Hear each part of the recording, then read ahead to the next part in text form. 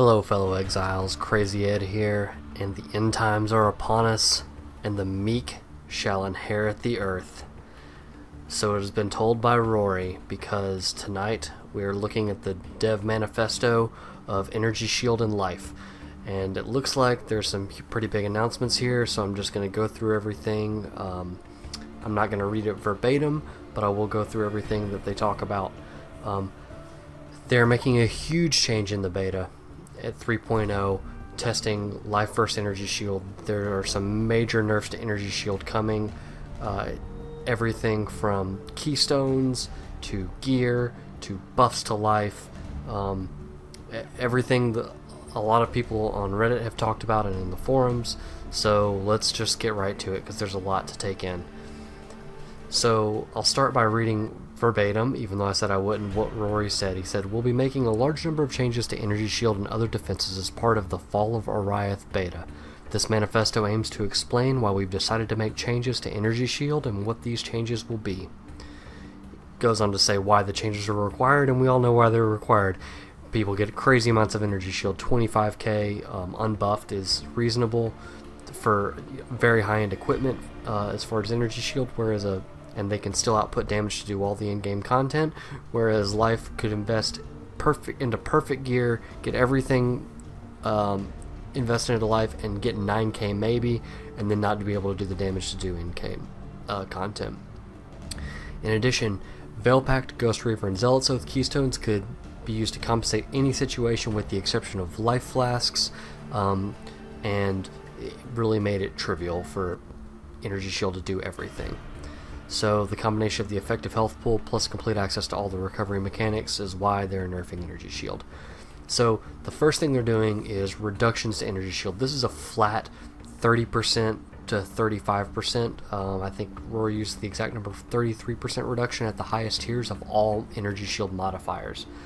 And in the dev post they give an example of a T1, T2 rolled ES chest that has 752 Energy Shield will now have a maximum of 559. So that means there will be legacy rolls for your chest, so no more of these 1000 ES chests.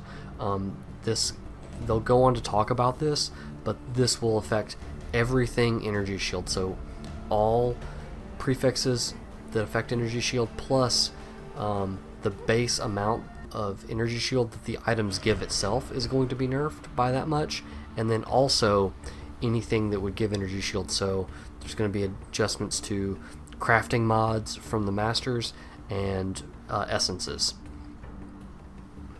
Because armor Energy Shield and evasion Energy Shield equipment had to apply this local percentage, everything is going to be like global both defenses. So you can know if you have an armor ES chest, it was possible to roll a local plus base Energy Shield plus a local base armor. That's no longer possible. You will only get a hybrid roll on a hybrid piece. So only like a Veil Regalia can roll that maximum gigantic plus Energy Shield. Otherwise it's going to be both armor and ES at 75% of whatever it would be. Now I mentioned legacy values on prefixes and suffixes.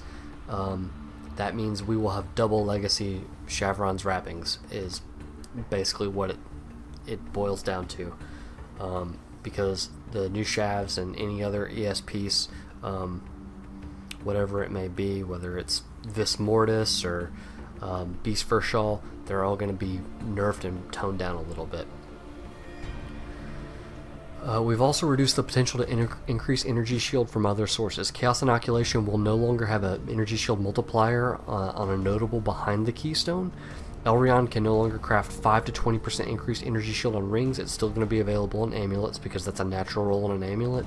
And they talk later about reducing the cost of that to bring it more in line. And Discipline now provides a lower ES value base Energy Shield, 33% lower at level 20 of the gem. It also provides 33% increased Energy Shield recharge rate, which is actually kind of a pretty big deal. It's a nice little trade-off there, considering they're just gutting ES across everything else.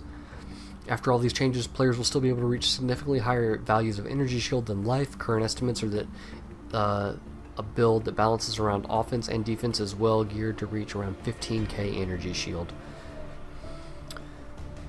Now to the keystones. Veil Pact, Ghost Reaver, Zealot's Oath.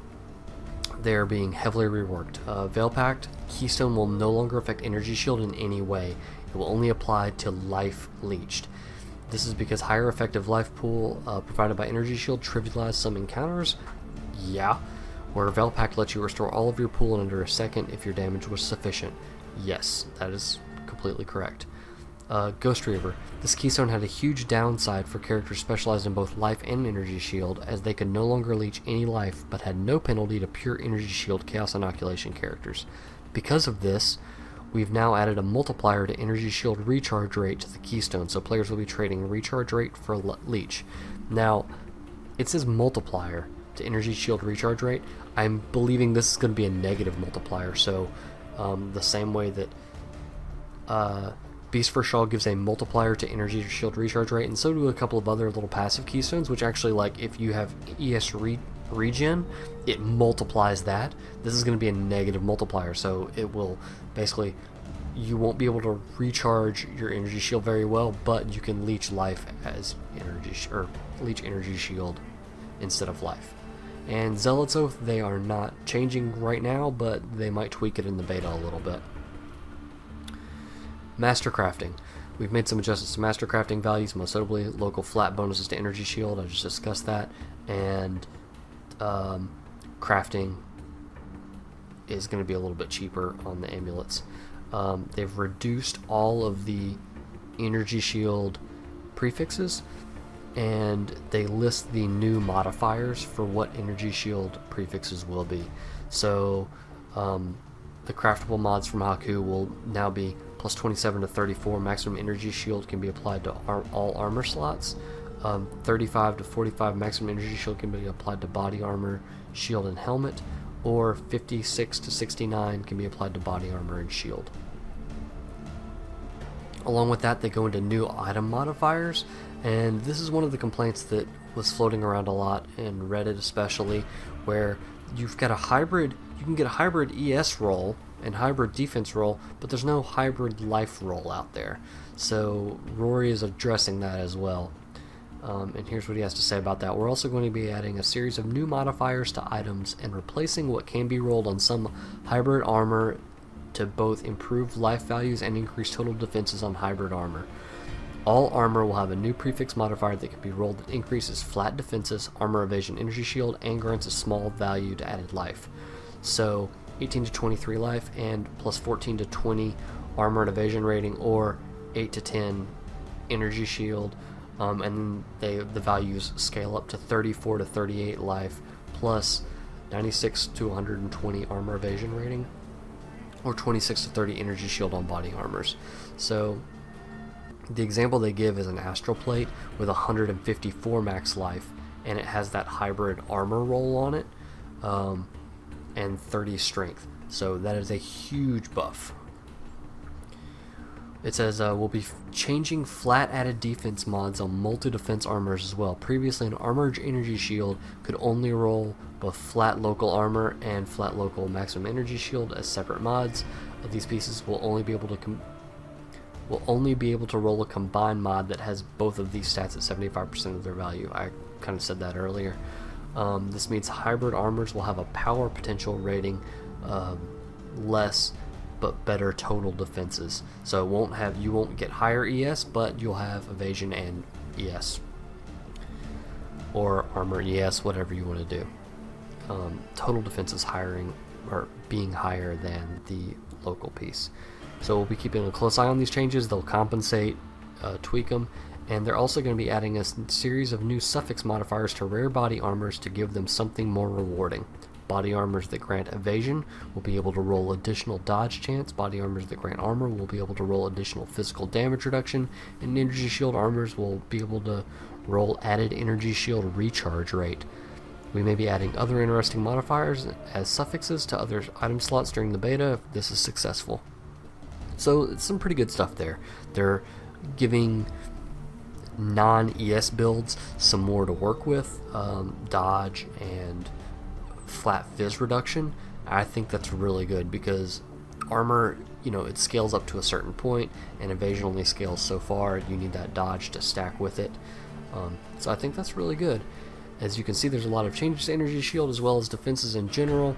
We've got a lot of adjustments to make. They're looking at a lot of different factors, but I mean, that's it, folks. Like, the one thing I'm kind of a little bit concerned about, and I think that might become the new meta here, is they haven't mentioned any adjustments to the way that the Berserker works and 100% of damage leeches his life. I think that might still play in there, but I mean, those builds still have to travel quite a ways. There's probably spending 10 to 15 points just to get to Veil Pact, and they don't have a whole lot of bonuses once they get over there. I mean, you get maybe a good jewel slot or two. There's a couple of, I guess, close life nodes around, but some of the builds are kind of quirky. Maybe some chaos damage, I don't know. Let me know what you guys think about this video. If you do like it, please like, subscribe, leave a comment below, and I will see y'all out in Rayclast.